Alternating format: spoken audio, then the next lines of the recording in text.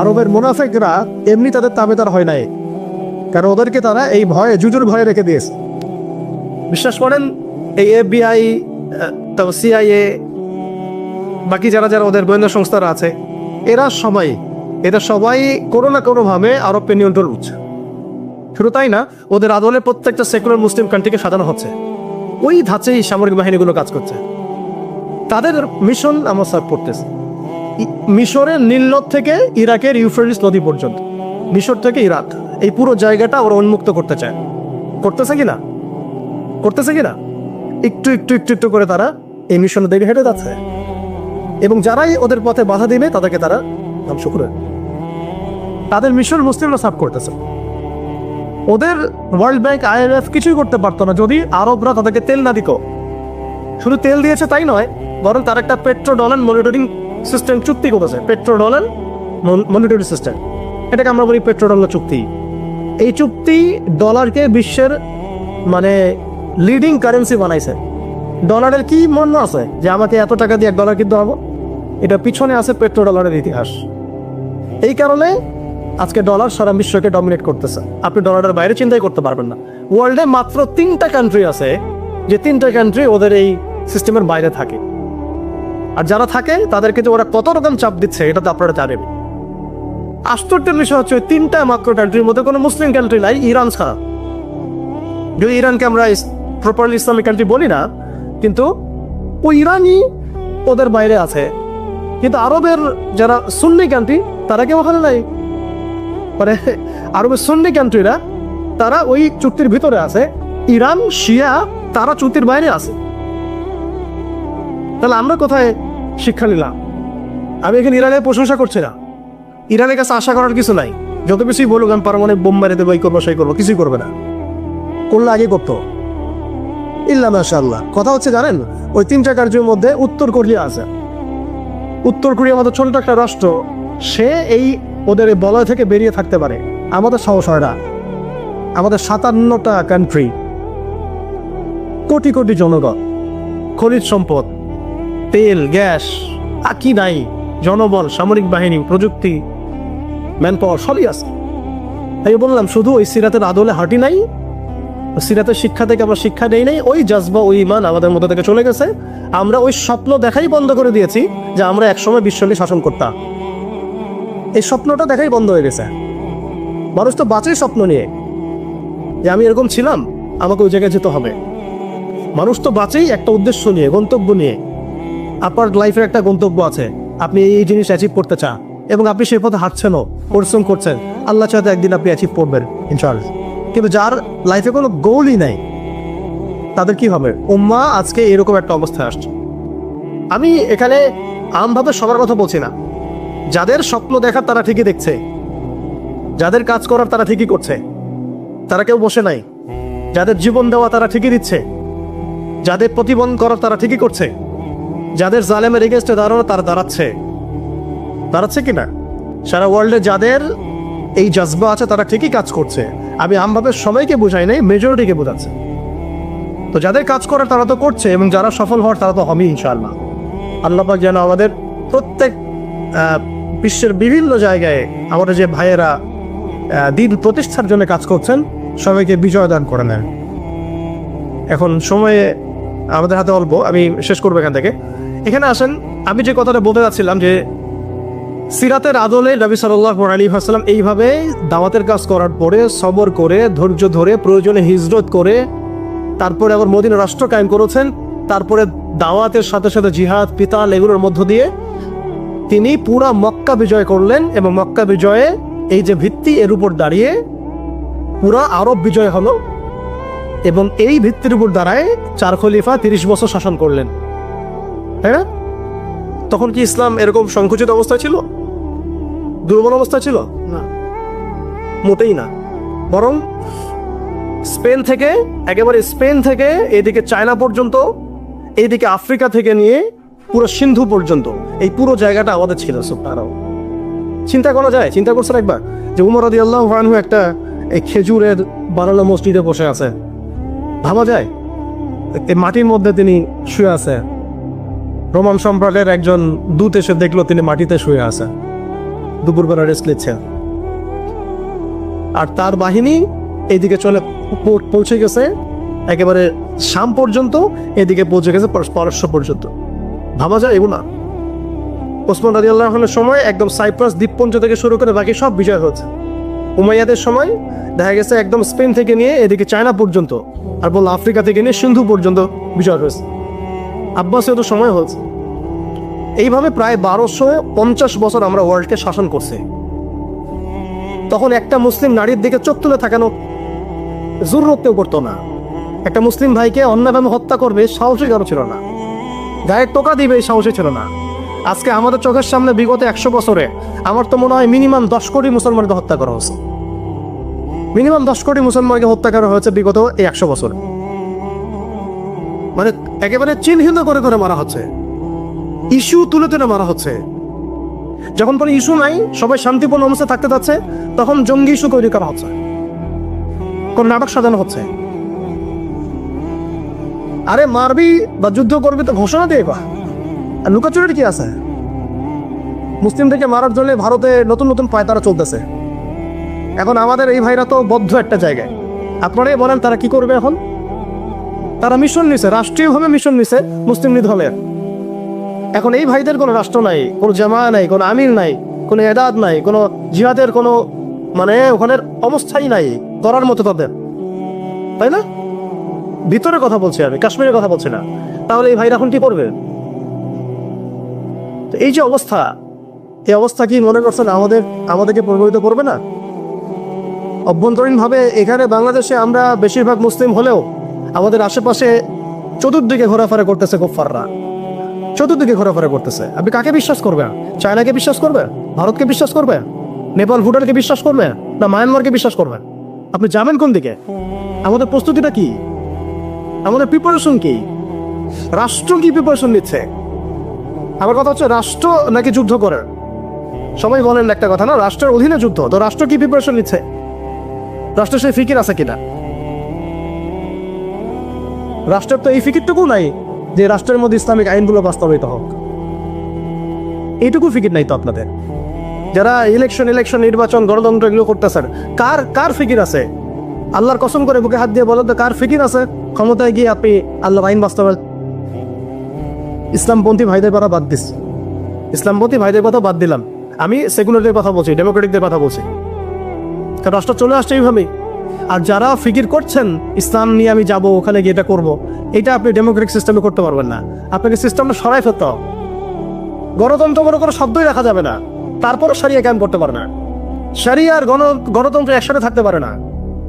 শরিয়া, গণতন্ত্র, ধর্মনিরপেক্ষতা বা কমিউনিজম এগুলো একসাথে থাকতে পারে না। একটা বোতল, এর মধ্যে আছে আপনার বিষ, এখানে আপনি দুধ খেতে পারবেন না।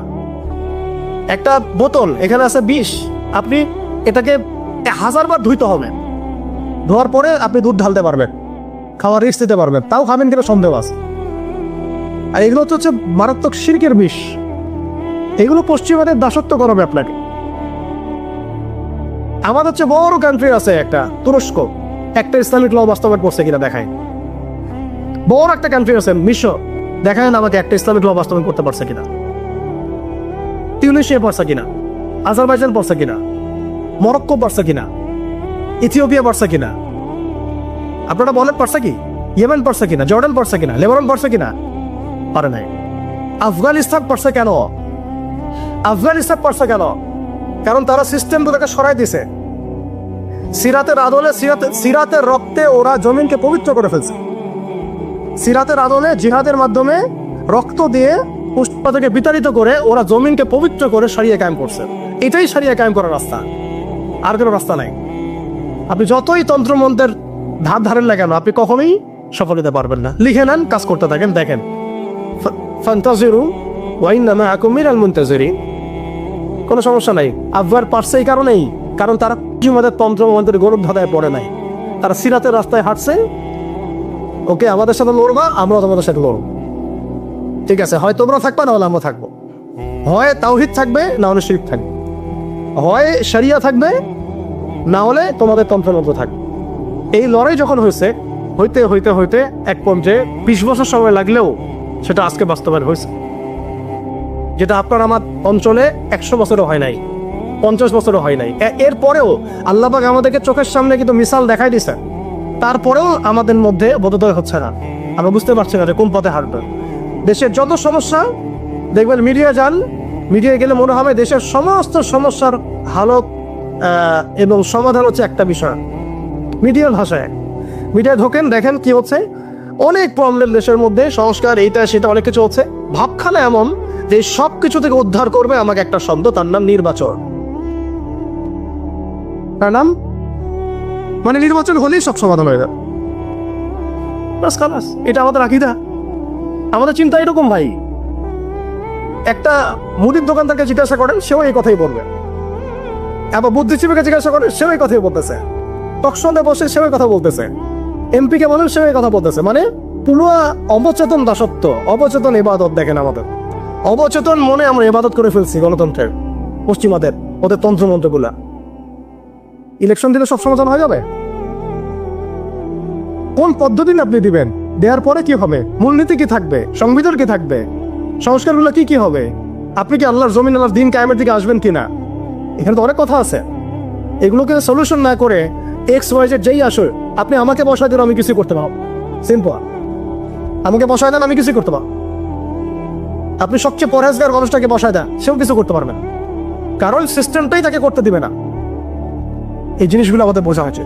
উম্মার সংকটগুলো এইভাবে আমাদের আইডেন্টিফাই করতে হবে। যে অনেক লম্বা হয়ে যাচ্ছে, হয়তো আমি শেষ করে দিই এখন। শেষ করি ভাই, অনেক লম্বা করা যাবে না, নামাজের ব্যাপার আছে। এখানে আমাদের ওই হারানো ঐতিহ্যটাকে আমরা বুঝতে পারলাম, আমরা কোথায় ছিলাম, কোথায় ছিলাম আমরা, এটাকে বুঝতে পারছেন? এখন দেখেন আমরা আসি কোথায়। এখন আসি কোথায়? এক বাক্যে, আমাদের সারা ওয়ার্ল্ডে কোনো খিলাফা স্টেট নাই, 1 নম্বর কথা। 2 নম্বর, নাই তো নাই, জেরুজালেম আমাদের হাতে ছিল, ওইটাও আমাদের কাছে কেড়ে নেওয়া হয়েছে। তারপরে আমাদেরকে এরকম 57টা পিস পিস রাষ্ট্রে ভাগ করা হয়েছে, ওই খেলাফা রাষ্ট্রকে বাদ দিয়ে। এবার প্রত্যেকটা রাষ্ট্রের মধ্যে মোনাফেক শাসক বসায় দেওয়া হয়েছে। একদম খোলা বলা বলে দেবে, প্রত্যেকটা রাষ্ট্রের মধ্যে ম্যাক্সিমাম মোনাফেক শাসক বসায় দেওয়া হয়েছে, যারা নিজেরাই পশ্চিমাদের হয়ে সার্ভ করবে এবং আল্লাহর জমিনে তাগুত কায়েম করবে। আল্লাহর জমিনে তাগুত কায়েম করবে এবং করেছে তারা এটা। তাগুতকে তারা তো বুঝে না, তাগুত মানে শয়তান। যেখানে আল্লাহর বিধান চলে না, ওখানে শয়তানের বিধান চলে, সিম্পল। এটা 1000 জন বুদ্ধিজীবী মিলেও যদি একটা সংবিধান লিখে আর সেখানে আল্লাহ বিরোধী আইন থাকে, সেটা তাগুত। সেটার নাম কি? তাগুত। এই তাগুত মানে শয়তান। কেউ যদি ওর প্রতি ইমানদার হয়ে মারা যায়, জাহান্নামে যায়। কেউ যদি ওর প্রতি ইমানদার হয়ে মারা যায়, সরাসরি জাহান্নামে যাবে ইনশাআল্লাহ, কারণ সে তাগুতের দাসত্ব করছে।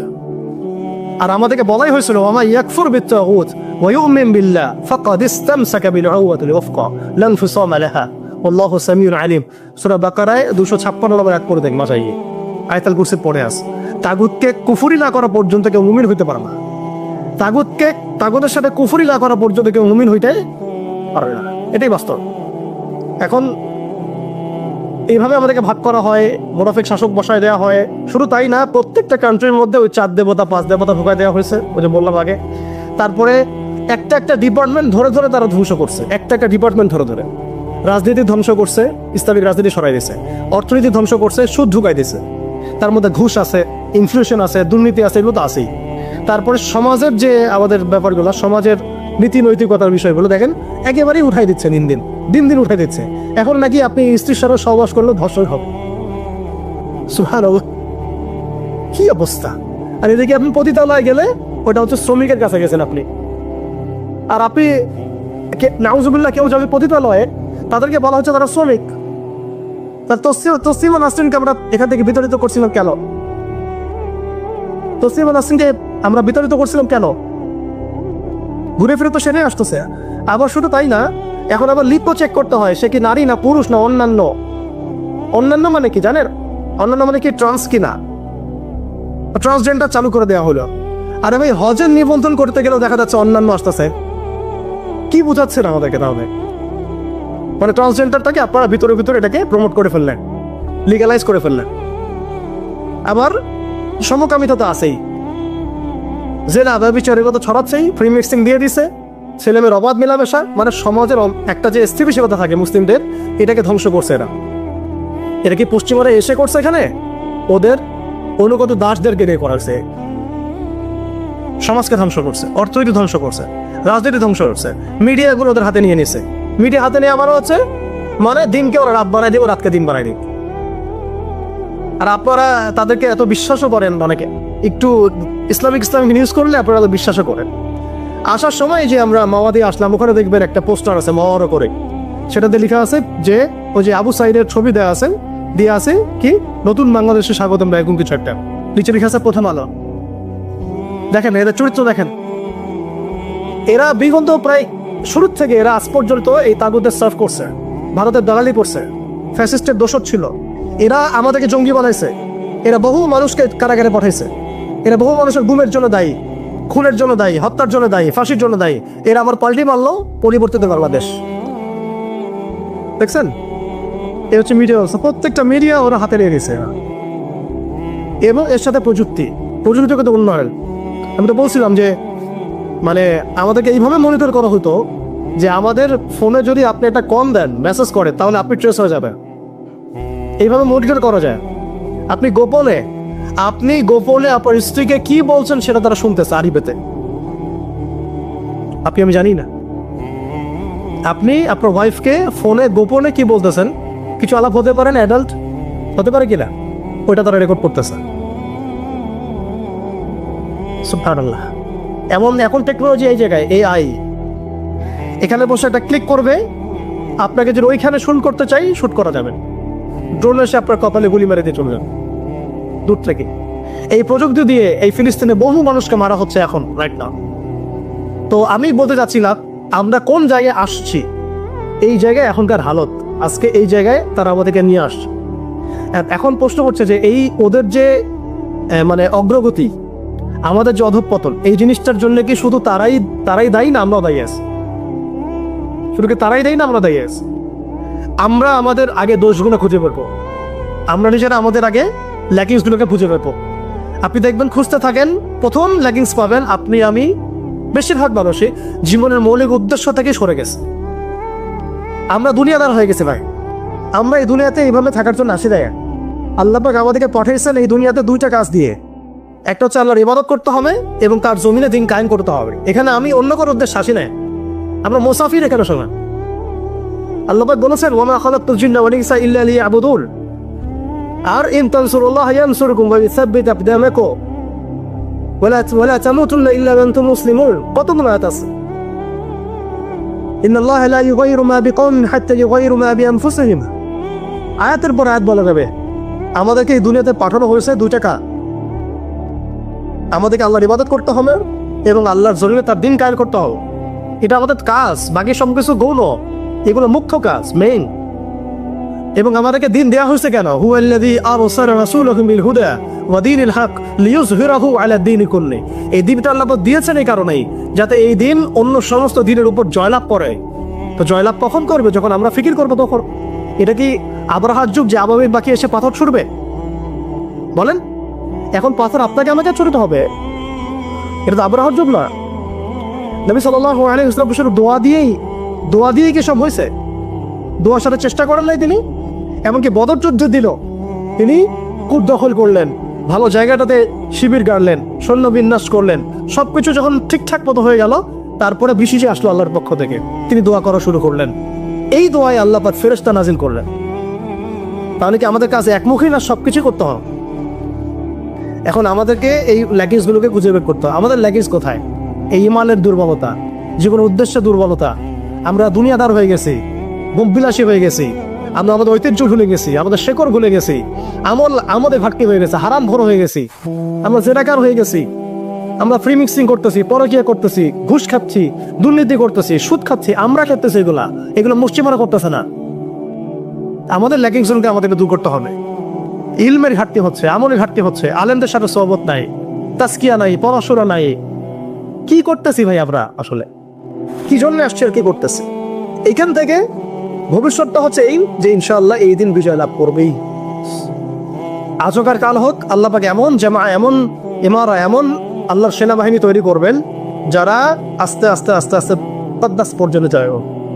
এটা লেখা হয়ে গেছে, ইমাম আসগর লেখা হয়ে গেছে, এবং তার অনুসারী তৈরি হয়ে যাবে, লেখা হয়ে গেছে। বাহিনী তৈরি হবে, এটাও লেখা হয়ে গেছে। তার অনুসারী হিটলারকে নিয়ে এই বিশ্বকে 40 দিন শাসন করবে, এটাও লেখা হয়ে গেছে। এবং তারপরে ইসলাম তাকে হত্যা করবে বাবেলুত নামক জায়গায়, এটাও লেখা হয়ে গেছে। মহাযুদ্ধ ওয়ালহামা আসবে, এটাও লেখা হয়ে গেছে। এর কথা হচ্ছে এগুলো যেহেতু হবেই, লাউহে মাহফুজে লেখা হয়ে গেছে কুদিয়াল আমর, তাহলে আমাদেরকে তো আমাদের কাজগুলো এখন বের করে ফেলা উচিত। আমাদের কাজ কি করতে চান? আদৌ সেই বিজয় কাফেলে আমরা শরীক হতে চাই কিনা, নাকি এইভাবেই আমরা দিন যাবে রাত যাবে, খাবো দাবো ফুর্তি করবো আর মারা যাবো, এটাই কি আমাদের উদ্দেশ্য কিনা? আমাদেরকে আমাদের লক্ষ্য আগে ফিক্স করতে হবে। আর লক্ষ্য ফিক্স করতে হলে কয়েকটা কাজ মোটা দাগে বের হয়, আমি 1 মিনিটে বলে শেষ করে দিচ্ছি। সেটা হচ্ছে ভাই, আমাদের সবাইকে আগে তওবা করে আল্লাহর দিকে ফিরে আসতে হবে, প্রথম কাজ এটা। কারণ নাপাক কলব দিয়ে, নাপাক হৃদয়ের মধ্যে আপনি কখনো দিনের ফিকিরগুলোকে ঢুকাইতে পারেন। কলবকে পবিত্র করতে হলে আমাকে আগে তওবা করে আল্লাহর দিকে ফিরতে হবে। আল্লাহর দিকে ফিরে আসেন, নিজের জীবনটাকে মূল্যায়ন করেন। আসেন আমরা সবাই মিলে একটা কাজ করি, অন্তত পক্ষে একটা সময় আমরা সবাই মিলে একটা চেষ্টা করি, ফলাফল আল্লাহর হাতে, আল্লাহর জমিনে আল্লাহর দিন কায়েম করা যায় কিনা চেষ্টা করে দেখি ইনশাআল্লাহ। এবং সেটা আমাদেরকে তো আল্লাহ পাক পুরো বিশ্বের জিম্মাদার করেন নাই, আমরা এই অঞ্চলে থাকি, এই অঞ্চলে অন্তত আমাদের চেষ্টা করা উচিত। অন্য অঞ্চলে তো ভাইরা চেষ্টা করছে, আফগানের ভাইরা তো আমাদের জন্য পরোয়া করে বসে থাকে নাই, থাকে নাই। ওই আফ্রিকার ভাইরাও তো বসে নাই, এদিকে হামাসের ভাইরাও বসে নাই, কেউ কি বসে আছে? দেখেন যাদের কাজ করা তারা কিন্তু ঠিকই করতেছে। আমাদের অঞ্চলের কনফ্লিক্টটা আপনি এড়াইতে পারবেন না। আমাদের অঞ্চলের কনফ্লিক্টটা হচ্ছে এই উগ্র হিন্দুত্ববাদীদের এগেনস্টে। এটা শাহজাহান আর কালোক আপনারা বুঝতে পারেন, এর একটা বড় মিশন নিছে, অখণ্ড ভারত তারা করতে চায়। এটা স্পষ্ট এজেন্ডা ওদের। এই এজেন্ডার মধ্যে বাংলাদেশ বাইরে না, বাংলাদেশ অন্তর্ভুক্ত আছে। আমাদেরকে প্রিপারেশন নিতে হবে, সব দিক থেকে প্রিপারেশন নিতে হবে। সবচেয়ে বড় প্রিপারেশন আল্লাহর দিকে ফিরে আসে, পরিপূর্ণ ইসলামে প্রবেশ করতে হবে। উদখুলু ফিস-সিলমি কাফা, একদম। আর ওই যে একটা প্রথমে বললাম, ইত্তাকুল্লাহ ওয়ালা তামুতুন্না ইল্লা ওয়া আনতুম মুসলিমুন, পরিপূর্ণ মুসলিম হয়ে যেতে হবে। আল্লাহর ভয় নিয়ে আসা, আল্লাহর কাছে আত্মসমর্পণ করা, পরিপূর্ণ মুসলিম হয়ে যাওয়া, আল্লাহর সব আদেশগুলো মানা, নিষেধগুলো ছেড়ে দেওয়া, নবীর সব আদেশ মেনে চলান, নবী যে নিষেধ করেছেন সেগুলো ছেড়ে দেওয়া সাল্লাল্লাহু আলাইহি ওয়াসাল্লাম। একই সাথে হালাল খাইতে থাকা, হারামে না যাওয়া, পরিবার ঠিকঠাক করে ফেলা। যদি ঠিক না হয় অন্তত একা হইলে একাই চলতে হবে। এটা আপনার জীবন, হিসেব আপনার, কমর হাসর আমারা, যার তাত্তা। এটাতে কারো জন্য কারো পরোয়া করার কোনো সুযোগ নেই, কারো জন্য কারো বসে থাকার কোনো সুযোগ নেই। আমাকে আমার রাস্তায় চলতে হবে। অতএব এটা ঠিক করে ফেলা, পাশাপাশি আমাদের সন্তানদেরকে মানুষ করার চেষ্টা করো, এবং খাস করে আমাদের তরুণ ভাইদেরকে এই ইমানের পথে নিয়ে আসা। তাদেরকে দিয়ে হবে ইনশাআল্লাহ, আমরা প্রমাণ দেখেছি তাদেরকে দিয়ে হবে, এটা আমরা বিশ্বাস করি। শুধু তাদেরকে ঠিকভাবে নার্সিং করতে হবে, ভুল পথে যেন রক্ত না যায়, আজকে আবু সাইদ জীবিত থাকলে এই কথাটাই বলতো, এই জন্য রক্ত দিয়েছিলাম নাকি, আমি কি এই জন্য রক্ত দিয়েছিলাম নাকি? আজকে মুগ্ধ থাকলে এই কথাই বলতো, আমি এই জন্য রক্ত দিই নাই। যা করতেছেন আপনারা, আর বেশি বললাম না, যা করতেছেন আপনারা, শহীদ ভাইরা জীবিত হইলে তার এই কথা বলতো, এই জন্য আমরা রক্ত দিই নাই। এখন আমাদের এই প্রজাতির ভাইদেরকে বুঝাতে হবে, দাওয়াতের কাজ বাড়াতে হবে, ওলামা ইকরামের সহবত লাগবে, ইলম লাগবে, তারপরে তাসকিয়া লাগবে, আধ্যাত্মিকত্বের দরকার আছে, ব্যাপক পড়াশোনা করতে হবে, আমল বাড়াই দিতে হবে, এবং সময় নষ্ট করা যাবে না। এর পাশাপাশি আমাদের প্রয়োজন হবে একটা জামাআবদ্ধ হওয়া। প্রত্যেকটা জায়গায় তাওহীদপন্থী ভাইদেরকে জামাআবদ্ধ হয়ে যেতে হবে। বড় পরিসরে জামা হোক না হোক, ছোট ছোট জামাগুলো হয়ে যাক, ছোট ছোট জামাগুলো প্রত্যেকটা জায়গায় হয়ে যাক। এলাকা ভিত্তিক কাজ করে, মসজিদ ভিত্তিক কাজ করে, আপনি অ্যাসোসিয়েশন করে কাজ করতে থাকেন, ইনশাআল্লাহ একদিন না একদিন আল্লাহ চান তো বড় জামাও ক্রিয়েট হয়ে যাবে ইনশাআল্লাহ। আমাদের লাগবে আমির, লাগবে মামুর, লাগবে সাম ওয়া তুআ, আমাদের লাগবে একটা চেয়ার অফ কমান্ড, এবং এদাদ লাগবে, প্রস্তুতি লাগবে, শারীরিক প্রস্তুতি, মানসিক প্রস্তুতি, আত্মিক প্রস্তুতি। যখন সময় আসবে ইনশাআল্লাহ আমরা ছাপাই করবো ইনশাআল্লাহ। এখন এখানে দাওয়াতের ক্ষেত্র চলতেছে, বাংলাদেশে এখন দাওয়াতের মেহনত বাড়াতে হবে, ব্যাপক দাওয়াতের কাজ করতে হবে। এখানে বাংলাদেশের অভ্যন্তরে সশস্ত্র যুদ্ধের কোনো এখানে মাসালা নাই, সুযোগ নেই। হ্যাঁ, ওরা যদি আমেরিকা হয়ে আসতে চায় আমরা তালেবান হয়ে যাবো, খালাস। ওরা যদি ইসরায়েল হয়ে আসতে চায় আমরা হয়ে যাবো। কিন্তু যদি এই অবস্থা না থাকে, শান্তিপূর্ণ অবস্থা, তাহলে আমাদের এখানে দাওয়াতের মেহনত বেগবান থাকতে হবে। এখন সে হালত চলতেছে, অতএব আমাদের সময়কে দাওয়াতের কাজে আত্মনিয়োগ করতে হবে, এই যোগ্যতা তৈরি করতে হবে, এবং এলাকা ভিত্তিক জামা গঠন করে ফেলতে হবে। এবং সবচেয়ে বড় কথা, ইসলাম তো পালন করবোই, এর পাশাপাশি অনইসলামিক যে কুফরি আকীদা, শিরক, বেদাত, এগুলো সম্পর্কে আমাদের ছাড়তে হবে। সমস্ত হালাল হারাম আইডেন্টিফাই করতে হবে, এগুলো থেকে দূরে থাকতে হবে। এমন যেন না হয় যে আমি সঠিক পথেও চলতেছি, আবার গলদ আকীদার মধ্যে আছি। বা সারা বিশ্বে এই যে আমেরিকায় শুধুমাত্র $12 বিলিয়ন ব্যবসা করে পর্ন দিয়ে। এটা একটা ব্যবসা, একটা ইন্ডাস্ট্রি। যেমন ফিল্ম ইন্ডাস্ট্রি আছে, তারপরে গানের ইন্ডাস্ট্রি আছে না, এরকম একটা ইন্ডাস্ট্রি হচ্ছে এই পর্ন ইন্ডাস্ট্রি। এখানে সবাই অ্যাক্টর অ্যাক্ট্রেস, এরা হচ্ছে অভিনেতা অভিনেত্রী। এখানে যা দেখানো হয় এগুলো কিন্তু রিয়েল না, বাস্তব না, সব ফেক। বুঝতে পারছেন না কথা? এগুলো অভিনয়, এগুলো ফেক। এবং এটা একটা ইন্ডাস্ট্রি, এর মধ্য দিয়ে মেয়েদের দেহটাকে পণ্য বানিয়ে সারা বিশ্বে ব্যবসা করছে। এবং এর একটা অন্যতম উদ্দেশ্য হচ্ছে মুসলিম যুবকদের ঈমান যেন নষ্ট করা যায়। কারণ মুসলিম যুবকদের ঈমান চলে গেলে তারা নিশ্চিন্ত যে ওদের পথে আর কেউ বাধা নাই। কারণ ওদের এই জুলুমের পথে বাধা যদি কেউ দিতে পারে তাহলে কারা দিবে? মুসলিমরা। আর মুসলিমদের মধ্যে সবচেয়ে শৌর্য বীর্য কাদের মধ্যে থাকে? যুবকদের মধ্যে। তো যুবকদের ঈমান যদি চলে যায় তাহলে এদের আর কোনো সমস্যা নেই। তো এই বিষয়টা খেয়াল করবেন যে এটা একটা ইন্ডাস্ট্রি। সো এখানে আমরা মেয়েদের দেহটাকে আমরা কি বানিয়েছি? পণ্য বানিয়ে দিয়েছি। আর এখন তো চলছে কাপড় খোলা সংস্কৃতি। প্রত্যেকটা সেক্টরে আপনি গিয়ে দেখবেন মেয়েদের ইজ্জত, সম্মান, আব্রুটাকে উন্মুক্ত করে এটাকে দিয়ে আমরা বিজনেস করছি। আর এটা একটা বিজনেস। এখানে সমাধান কি? সমাধান আয়েশা রাদিয়াল্লাহু আনহা। সমাধান কে? সমাধান ফাতিমা রাদিয়াল্লাহু আনহা। সমাধান কে? সমাধান খাদিজা রাদিয়াল্লাহু আনহা। আমাদের মা, আমাদের বোন, আমাদের স্ত্রীদেরকে তাদের মতো করে মানুষ করতে হবে, গড়ে তুলতে হবে ইনশাআল্লাহ। দেখবেন নারীর সত্যিকারের সম্মান নিশ্চিত হবে ইনশাআল্লাহ। ইসলাম কি কখনো বলেছে যে মেয়েরা কাজ করতে পারবে না, পড়াশোনা করতে পারবে না ইত্যাদি? এই নাস্তিকরা তো ঠুনকো যুক্তি দিয়ে আক্রমণ করে।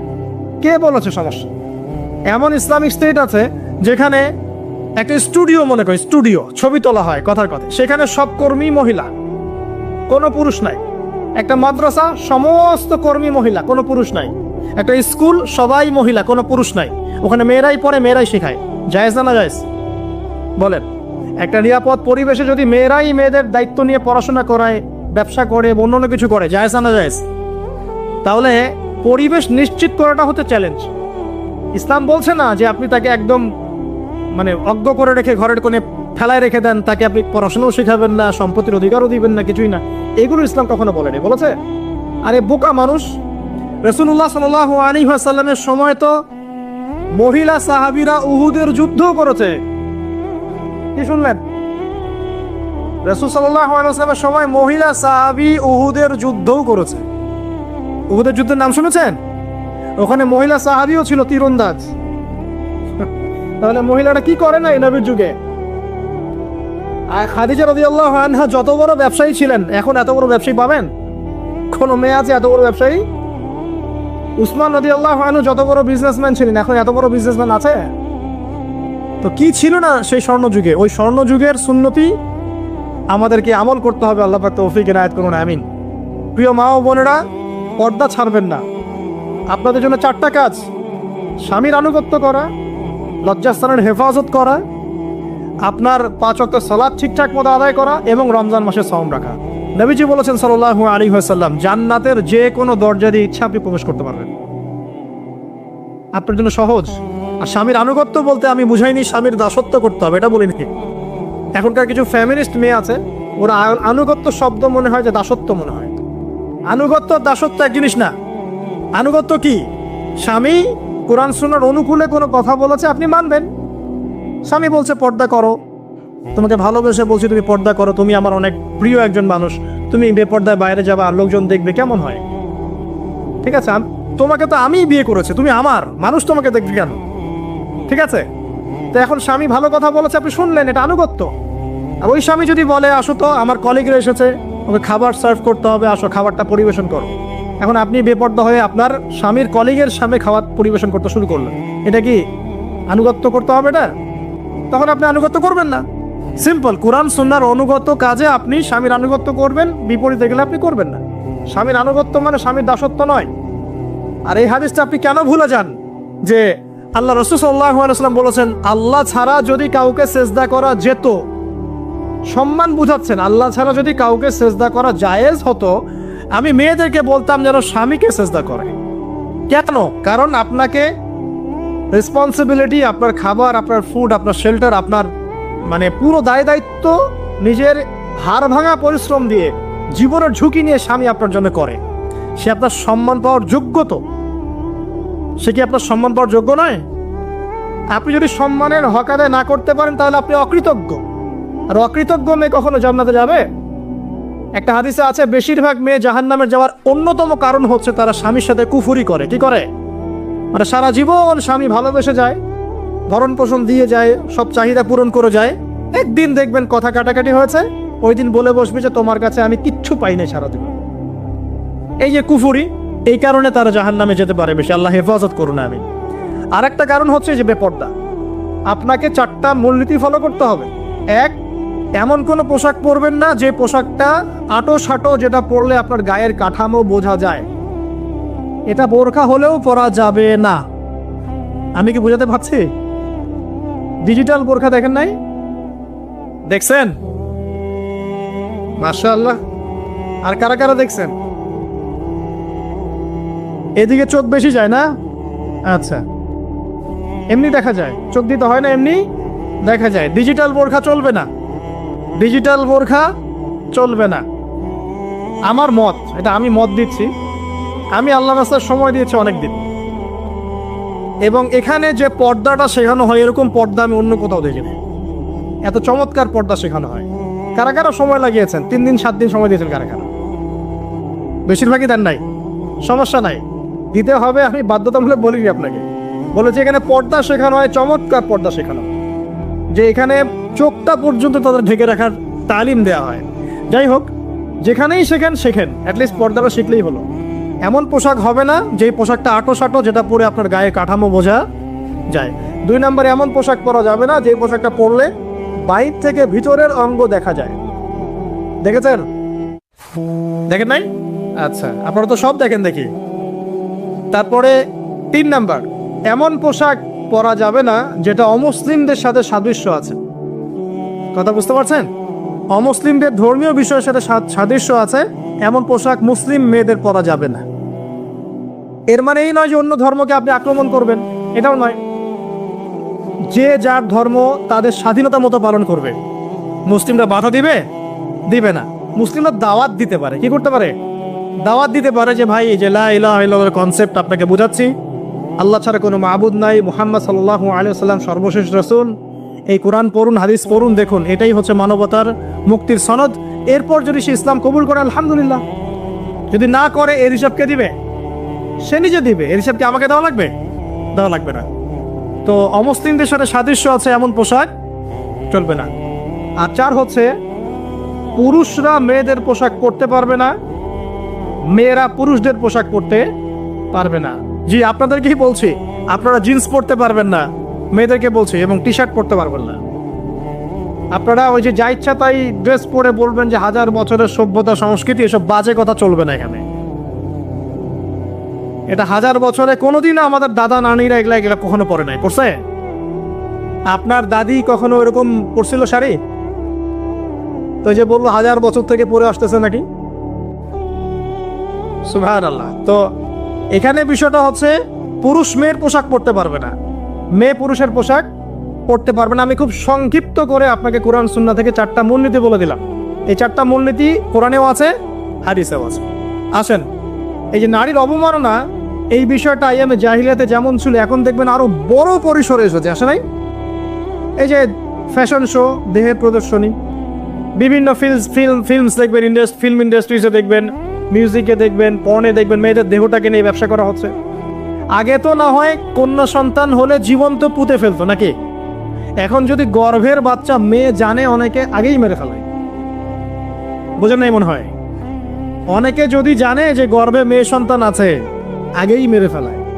এমন অনেক দেশ আছে, আমি নাম বলছি না দেশের সঙ্গত কারণে, যে সে দেশে এরকম মেয়ে সন্তানকে এই যে খালাস করে ফেলার, নষ্ট করে ফেলার, ভ্রূণ নষ্ট করার আলাদা ক্লিনিক আছে, আলাদা হসপিটাল আছে। বলে নাউজুবিল্লাহ। তো আসলে ওই 1450 বছর আগের মানুষটা বেশি বর্বর ছিল না আমরা বেশি বর্বর? এই যে অধিকারের কথা বলে বলে আমরা মেয়েদের দেহটাকে নিয়ে এখন মস্করা করছি, তামাশা করছি। সবচেয়ে সেরা অধিকার কোথায় পাবে? কোরআনে পাবে, হাদিসে পাবে, ইসলামে পাবে। তার পর্দা নিশ্চিত হবে, দেহ সেফ থাকবে, তার ইজ্জত নিশ্চিত হবে, ইজ্জত সেফ থাকবে, তার সম্মান সেফ থাকবে, তাকে রাজরানীর মতো স্বামী বাসায় রাখবে, কারণ সে হচ্ছে তার কাছে সবচেয়ে মূল্যবান প্রিয় বস্তু। শুধু তাই নয়, সম্পত্তির অধিকার তাকে দিতে হবে। একজন মেয়ে তার ভাইয়ের সম্পত্তি পাবে, তার বাবার সম্পত্তি পাবে, তার স্বামীর সম্পত্তি পাবে, সব দিক থেকে সে সম্পত্তি পাবে। আর একজন ছেলে কিন্তু সব দিক থেকে সম্পত্তি পাবে না। এই বিষয়গুলো যখন এক শ্রেণীর মানুষ বোঝে না, তখন ইসলামের বিরুদ্ধে অহেতুক প্রপাগান্ডা চালানো শুরু করে। সবচেয়ে সেরা সম্মান রক্ষার উদাহরণ দেয়া হয়েছে ইসলামে, কোরআনে এবং হাদিসে। এই কথাটা আপনাদের মা বোনদেরকে বুঝাবেন, তবে নম্রতার সাথে বুঝাবেন, কারণ উচ্চবাচ্য করলে তারা কথা শুনবে না। আর আল্লাহ রাসূল সাল্লাল্লাহু আলাইহি ওয়াসাল্লাম বলেছেন, কিছুটা বাঁকা হাত দিয়ে তাদেরকে তৈরি করা হয়েছে। যদি আপনি শক্ত করে চাপ দিতে যান তাহলে ভেঙে যাবে, আর যদি আপনি ওই অবস্থায় ছেড়ে দেন তাহলে বাঁকাই থেকে যান। এখানে আপনাকে হিকমা অবলম্বন করতে হবে। আল্লাহ পাক তৌফিক দান করুন। একটা বিষয় বলছিলাম, ওই যে শিরকের পাপ এখন গ্লোবালাইজেশন হয়েছে না, ওই সুদের পাপ এখন গ্লোবালাইজেশন হয়েছে না। গ্লোবালাইজেশন বোঝেন মানে বিশ্বায়ন, পুরো বিশ্বে ছড়িয়ে পড়েছে না। আরেকটা হচ্ছে এই যে মেয়েদের অবমাননা, এটা সারা বিশ্বে ছড়িয়ে পড়ে নাই। আচ্ছা, আর দুটা বলবো, এরপর বলে আমি শেষের দিকে যাচ্ছি, আসেন। একটা হচ্ছে মাদক। আইয়ামে জাহেলিয়াতের অন্যতম সেরা পাপ ছিল কি? মাদক। ওই যে বলছেন জাহেলি যুগ, কেন বলছেন জাহেলি যুগ? বিকজ ওইখানে মাদক খেত মানুষ বেশি। এখন বলেন, ওখানে না হয় মক্কায় মাদক খেত মানুষ, এখন সারা বিশ্বে মাদক ছড়িয়ে পড়ে নাই? বেশি না কম? এখন এই যে নতুন নতুন মাদক আসছে, ইয়াবা, আরো নাকি কি কি আসছে নতুন নতুন, আমরা নামও জানি না। এই যে গাজার নাম জানি, ফেন্সিডিলের নাম জানি, আর কি কি আছে, হিরোইন বলেন আর দু একটা, আফিম, আর কি আছে? হ্যাঁ, রেন্ডি, সুবহানাল্লাহ, এই নামও কখনো শুনি নাই আমি। আচ্ছা শোনেন, বিষয়টা হচ্ছে, দেখুন এই বিষয়টা কি হালাল না হারাম? আচ্ছা, এটাকে যদি আমরা হালাল করে নেই তাহলে কি হবে? কুফরি হবে না শিরক হবে? শিরক কুফর দুটোই হচ্ছে। কিন্তু এখন মক্কার কিছু মানুষ মাদক খেয়েছে বুঝলাম, আল্লাহ রাব্বুল আলামিন ধাপে ধাপে এখান থেকে বের করেছেন। প্রথমে বলেছেন মদ খেয়ে নামাজের ধার কাছে যেও না। হ্যাঁ, তারপরে বলেছেন এই যে মাদকে কিছুটা উপকার আছে কিন্তু বেশি ক্ষতি। তারপর বলেছেন খেয়ে নামাজের কাছে যেও না। তারপর ধাপে ধাপে শেষের দিকে এসে আল্লাহ পাক বলেছেন যে এটাকে ছেড়ে দাও। সূরা মাইদায় পড়ে দেখেন, এটা শয়তানের কাজ। তখন সাহাবায়ে কেরাম রাদিয়াল্লাহু আনহুম পুরোপুরি মাদক থেকে নিজেদেরকে মুক্ত করলেন। এরপরে কি কখনো তারা মাদক ছুঁয়েও রেখেছেন? বরং মাদক দ্রব্য সেবন করলে 40টা লাঠি বেত্রাঘাত করতে হয়, ইসলামিক শাস্তি। কয়টা লাঠি? আর উমর রাদিয়াল্লাহু আনহুর সময়ে 40 লাঠিকে বাড়িয়ে 80 লাঠি করা হয়েছিল। কত লাঠি? 80 লাঠি। কিন্তু আরো একটা পাপের শাস্তি আছে, বলবো? অপবাদ। এখন যেটা বেশি দেয়া হয়, অপবাদ, মিথ্যা অপবাদ, সতী সাদী নারীর উপরে মিথ্যা অপবাদ, এর শাস্তি হচ্ছে 80 লাঠি। আবার 100 লাঠির শাস্তি আছে, 100 লাঠি। এটা কিসের জানেন? জিনা। এই যে যারা করছেন, এর শাস্তি হচ্ছে 100 লাঠি। তাও জনসমক্ষে দিতে হবে, গোপনে না। আর 1 বছরের জন্য এলাকা ছাড়া করতে হবে। রজম একটা শাস্তি আছে, রজম। এটা কি? রজম মানে পাথর নিক্ষেপ করে হত্যা। এটা তো বর্বর, তাই না? অমানবিক, মধ্যযুগীয়। এসব কথা শুনছেন না? শোনেন, কিছু কিছু বিষয় আছে যে বিষয়গুলো করার পরে এই পৃথিবীতে মানুষ বেঁচে থাকার অধিকারটা হারিয়ে ফেলে। কথা বুঝতে পারছেন না? কিছু কিছু পাপ আছে, এগুলো করলে পরে মানুষ এই পৃথিবীতে বেঁচে থাকার অধিকারটা হারায় ফেলে। যেমন কোনো বিবাহিত ব্যক্তি যদি জেনা করে, নাউজুবিল্লাহ, কোনো ছেলে যদি কোনো ছেলের সাথে যৌন সম্পর্ক করে, সমকামী করে, বা এটাকে যেটা গে মানে যেটা কি বলে সমকামিতা, ঠিক আছে, এই কাজ যদি কেউ করে, নোংরা কাজ যদি কেউ করে, কোনো মেয়ে যদি কোনো মেয়ের সাথে এরকম কোনো কাজ করে, একই পাপ। এইসব পাপ করলে পরে এই পৃথিবীতে বেঁচে থাকার অধিকারটা সে হারিয়ে ফেলে। কথা কি বুঝতে পারছেন? আচ্ছা, তখন শাস্তি হচ্ছে আল্লাহ রাব্বুল আলামিন পাথর নিক্ষেপ করে হত্যা করতে বলেছেন। কারণ হচ্ছে সে এত গর্হিত একটা কাজ করেছে যেটা এই শাস্তি পাওয়ার সম্পূর্ণ যোগ্য, এবং কওমে লূত নামে যে কওম ছিল, ওই কওমটাকে আসমানে উঠিয়ে আল্লাহ পাক পাথর বর্ষণ করে এভাবেই শেষ করে দিয়েছেন। জর্ডান একটা দেশ আছে না, জর্ডান, জর্ডানের পাশে ডেড সি নামে একটা জায়গা আছে, ডেড সি, মৃত সাগর। ওইখানে সাদুম নামে একটা গোত্র থাকতো। কোন গোত্র? সাদুম। ওই সাদুম গোত্র এরকম সমকামী ছিল।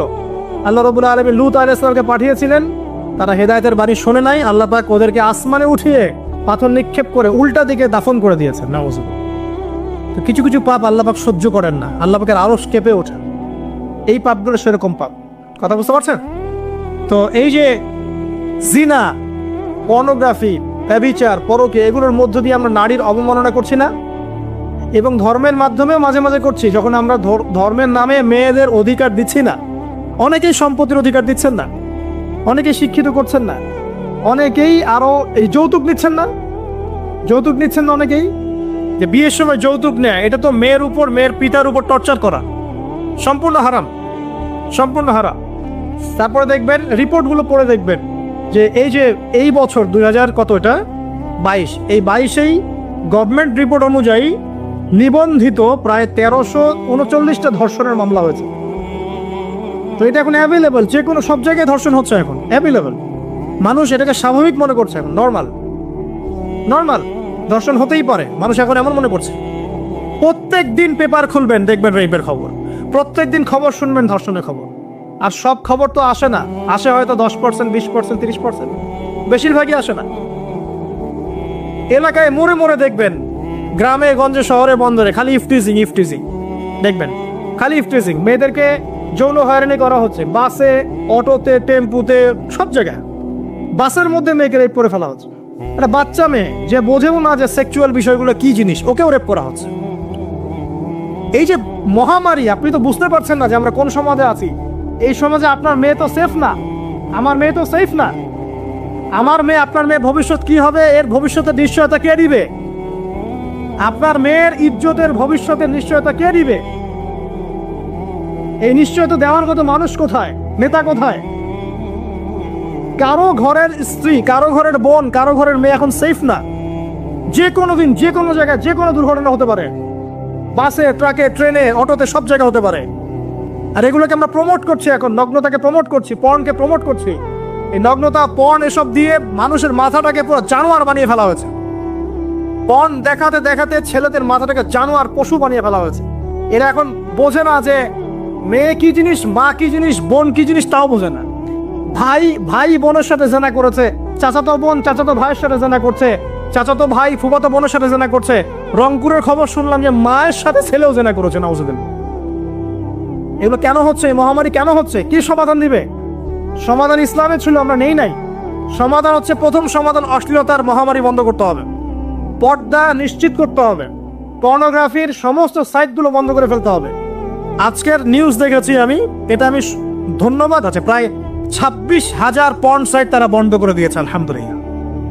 তো কথা বললে তো কাজ হবে, কথা না বললে কাজ হবে কিভাবে? 26,000 পর্ন সাইট তারা বন্ধ করে দিয়েছে।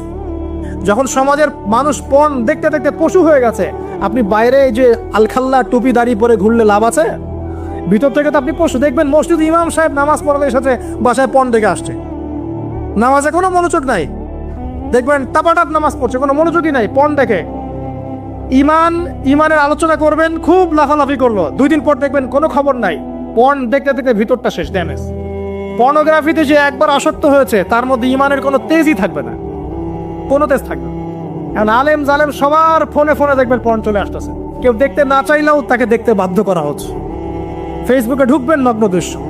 এই নগ্নতা দিয়ে, এই পর্নোগ্রাফি দিয়ে, এই যে মিডিয়ার মধ্যে দিয়ে প্রমোটিংটা দিয়ে ব্যভিচার ছড়িয়ে দেয়া, জেনা ছড়িয়ে দেয়া, অশ্লীলতা ছড়িয়ে দেয়া, পরকে ছড়িয়ে দেয়, এর মধ্য দিয়ে নারীর সম্মান, দেহ, ইজ্জতকে আমরা এখন রাস্তার সাথে মিশিয়ে দিয়েছি।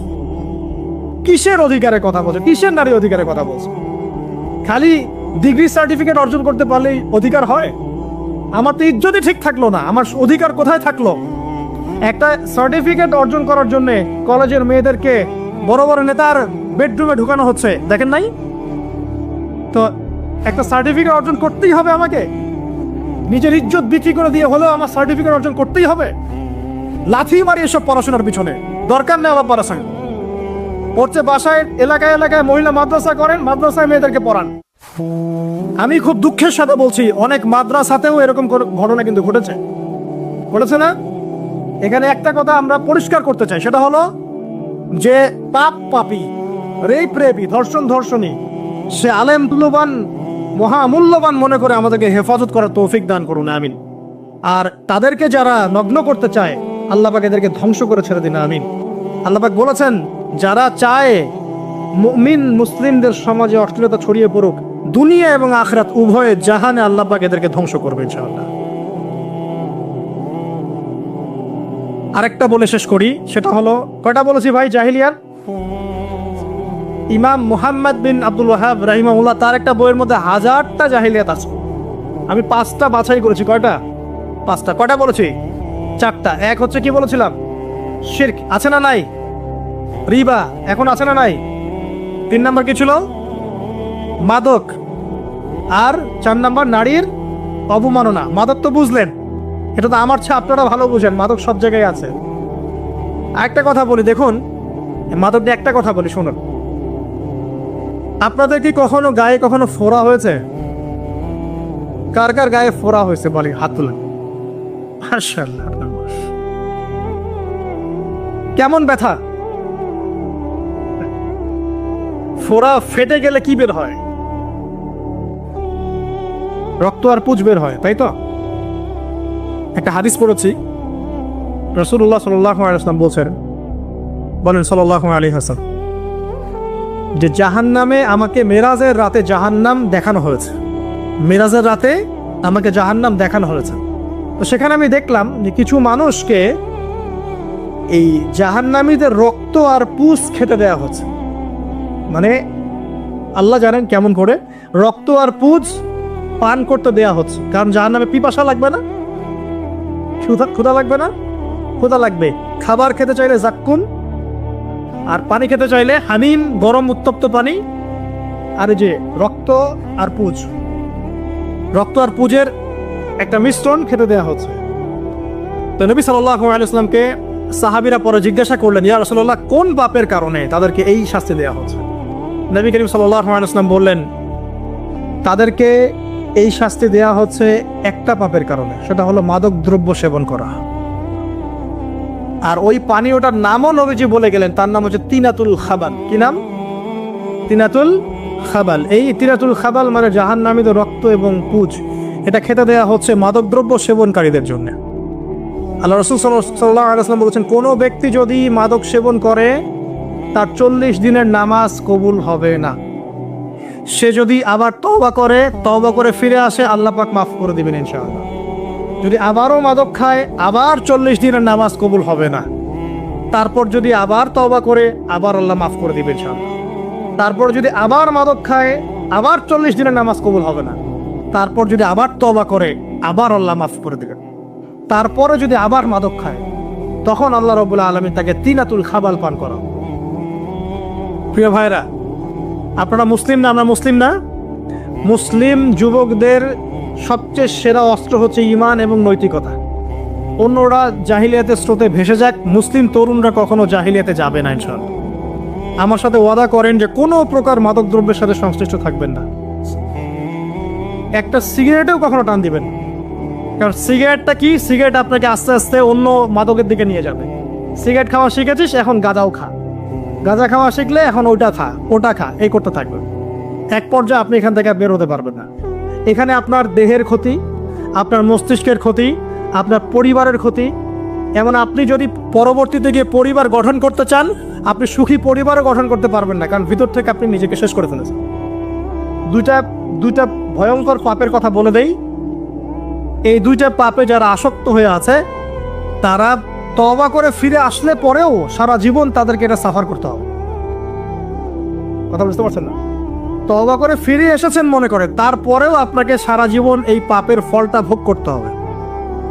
এক, মাদক দ্রব্য দীর্ঘদিন সেবন করেছেন, তওবা করেছেন, ফিরে এসেছেন, আল্লাহ হয়তো মাফ করে দিয়েছেন, আল্লাহ পাক মাফ করে দিয়েছেন, বাট আপনি আপনার দেহের যে ক্ষতিটা করে ফেলেছেন, এটা পোষাতে পারবেন না।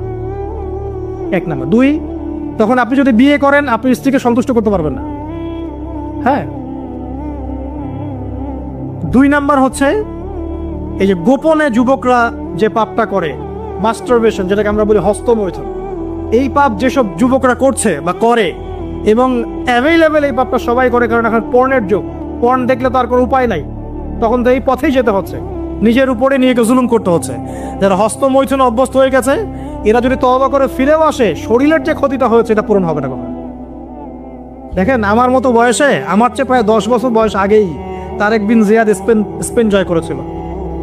আমার যে বয়স এখন চলছে 30 পার হয়ে গেছে, এর চেয়ে আরো প্রায় 10 বছর আগে মুহাম্মদ বিন কাসিম এই সিন্ধু জয় করেছিল। এখন যে ইসলাম আপনি ভোগ করছেন, এটা তাদের ফল, তাদের এই জিহাদের ফল। তো এখন আমাদের এই যে 20 বছর 30 বছরের যুব সমাজের দিকে তাকায় দেখেন, একবার তাকায় দেখেন, চেহারাগুলো একটু দেখেন, চেহারা দেখেন, এক একটা চেহারা দেখেন, চেহারায় নূর নাই, নষ্ট হয়ে গেছে, নামাজ নাই, চোখগুলো বসে যাচ্ছে, কারণ সারা রাত জেগে থাকছে। ওই যে টিকটক টিকটক টিকটক সারা রাত, হ্যাঁ সারা রাত ফোনে, সারা রাত গল্প গুজব। রাত্রেবেলা দেখবেন, রাত্রেবেলা শহর যেন জীবিত হচ্ছে, রাত্রেবেলা ক্যারাম খেলে, রাত্রে লুডু খেলে, রাত্রে এটা করে, রাত্রে সে, সারাদিন ঘুম, সারাটা দিন ঘুম। আপনি কি জানেন সারা রাত কে জেগে থাকে, সারাদিন কে, সারা রাত কে ঘুমায় আর সারা দিন কে জেগে থাকে? সারা রাত জেগে থাকে কুকুর এবং সারাদিন ঘুমায় কুকুর। আর দেখবেন আপনি বিড়ালকে দেখবেন, ও কিন্তু রাত্রে ঘুম এবং দিনের বেলা সে অ্যাক্টিভ। পাখিকে দেখবেন, পাখি সন্ধ্যা হলো একদম ঘরে, যেই সূর্য ডুববে পাখি একদম ঘরে, দেখেন না, পাখি ঘরে। আর যেই ফজর হবে পাখি বের হয়ে গেল। আর আল্লাহ রাসূল সাল্লাল্লাহু আলাইহি ওয়াসাল্লাম হয়তো বা এই কারণেই, আল্লাহ ভালো জানেন, তিনি বলেছেন এমন কিছু মানুষ জান্নাতে যাবে যাদের মনটা হবে পাখির মতো। সুবহানাল্লাহ। দেখেন পাখি কি করে, একদম সন্ধ্যা হলো ঘরে ঢুকে গেল, যেই ফজর হবে একদম ফজরের আগে আগে সে বের হয়ে গেল। তো পাখির মতো হওয়ার চেষ্টা করেন, পাখির মতো লাইফস্টাইলে আসেন, এবং সে সারাদিন পরিশ্রম করে রিজিকের জন্য, করে না? আল্লাহ পাক পাখিকে রিজিক দেন কি চাকরির মধ্য দিয়ে না ব্যবসার মধ্য দিয়ে? কিভাবে সে রিজিক পায়? তাওয়াক্কুল, তাওয়াক্কুল, আল্লাহর প্রতি তাওয়াক্কুল। আর তাওয়াক্কুল করে কি সে ঘরে বসে থাকে, না রিজিক সার্চ করে, রিজিক তালাশ করে? আপনিও রিজিক তালাশ করেন, আল্লাহ পাক রিজিক দিবে ইনশাআল্লাহ। প্রিয় যুবক ভাইরা, আল্লাহর ওয়াস্তে তওবা করেন।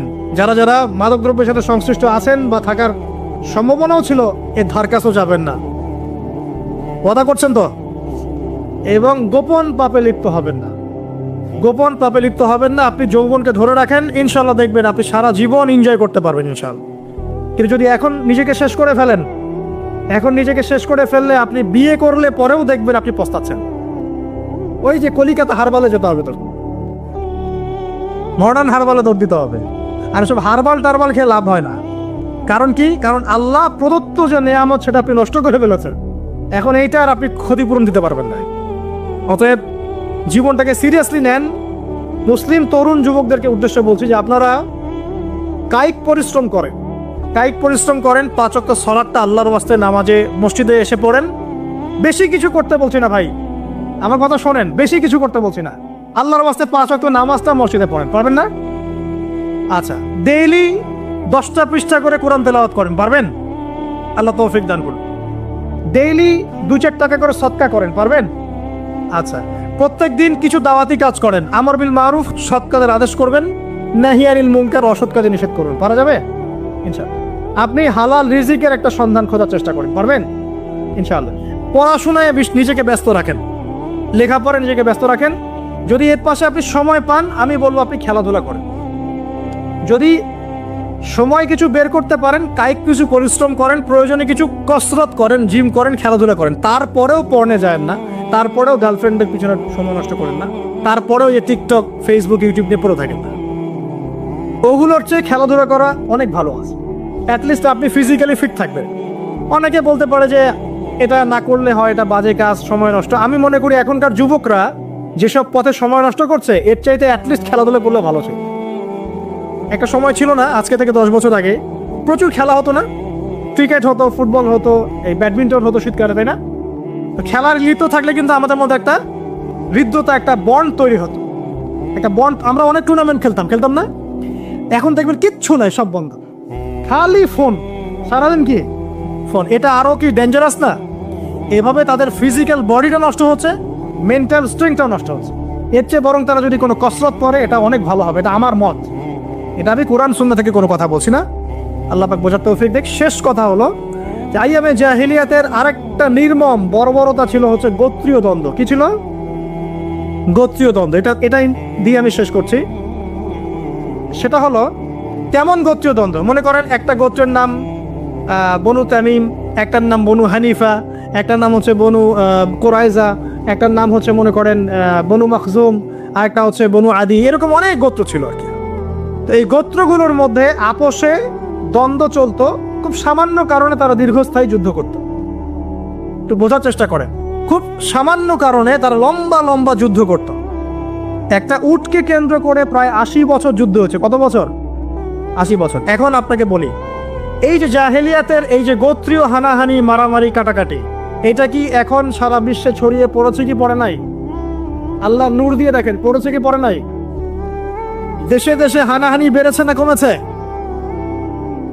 রাসূলুল্লাহ সাল্লাল্লাহু আলাইহি ওয়াসাল্লাম 23 বছর নবুয়তের জীবনে যতগুলো জিহাদ করেছেন এবং সারিয়া করেছেন, এতে সব মিলে হয়তো 2 থেকে 3 হাজার মানুষও মারা যায় নাই। ঠিক আছে? কিন্তু এখনকার দেখবেন প্রথম বিশ্বযুদ্ধেই কয়েক কোটি মানুষ শেষ, দ্বিতীয় বিশ্বযুদ্ধেই আরো কয়েক কোটি মানুষ শেষ, আর সামনে যে নিউক্লিয়ার যুদ্ধ হতে যাচ্ছে আল্লাহু আলাম কবে হবে, এবং এটা হইলে যে কি হবে পৃথিবীর অবস্থা আল্লাহই ভালো জানে। এমন নিউক্লিয়ার ওয়েপন্স আছে যেটা আসমানে যদি বিস্ফোরণ ঘটানো হয় তাহলে ওই দেশের সমস্ত ইলেকট্রনিক জিনিসগুলো নষ্ট হয়ে যাবে। বুঝতে পারেন না এই কথা? বোম মারতে হবে না পৃথিবীতে, মাটিতে বোমটা মারতে হবে না, আসমানে বিস্ফোরণ করে দিবে, তাতে আপনার পুরো দেশের যত ইলেকট্রনিক ডিভাইস আছে সব ড্যামেজ। এটা এই যুগ। ওই হিরোশিমা নাগাসাকির কথা মনে আছে? কি হয়েছিল ওখানে বলেন? 2টা বোম ফেলা হয়েছিল, পারমাণবিক বোমা। কে ফেলেছিল? কে ফেলেছিল? আমেরিকা। আচ্ছা, ওই বোম দুটার নাম কি? হ্যাঁ, এই তো বেশি যেতে পারবে কি একটা মিসাইল, মানে মিসাইল আবার আকাশ প্রতিরক্ষা ব্যবস্থা বলে একটা কথা আছে। আকাশ প্রতিরক্ষা ব্যবস্থায় ওই মিসাইলগুলোকে ডিফেন্ড করে দেওয়া যায়, ধ্বংস করে দেওয়া যায় আকাশেই। ওই প্রতিরক্ষা ব্যবস্থাও ধরতে পারবে না কত জোরে মিসাইল যাচ্ছে, এবং সেই রাশিয়াকে উস্কে দিচ্ছে এখন পশ্চিমারা, ফেলো একটা বোম, ইউক্রেনে একটা বোম ফেলো খালি। ও যদি একটা ফেলেই দেয় তখন দেখবেন পশ্চিমারা সবাই মিলে আবার যুদ্ধে নেমে যাবে, পুরো বেসাকার হয়ে যেতে পারে। আল্লাহু আলাম, আল্লাহ ভালো জানেন। তবে এটা সময়ের ব্যাপার মাত্র যে বিশ্বে একটা ভয়ঙ্কর প্রলয়কারী কিছু একটা হতে যাচ্ছে।